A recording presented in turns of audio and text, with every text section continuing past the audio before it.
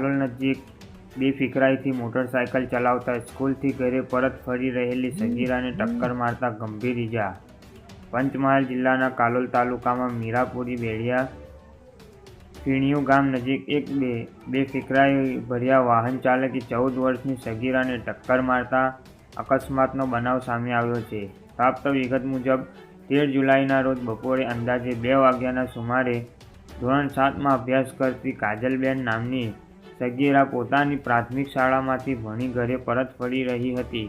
તે દરમિયાન ઘર નજીક ગાયના ઢોર ચારવા માટે નીકળેલ હતી ત્યારે GJ17 BP 5198 નંબરની મોટરસાયકલ પૂર ઝડપે અને બેફિકરાઈથી હંકારી લાવેલ ચાલકે તેને પાછળથી ટક્કર મારી હતી। અકસ્માતમાં સગીરાના જમણા પગ અને મોઢા પર ગંભીર ઈજા થતાં લોહી નીકળવા લાગ્યું હતું।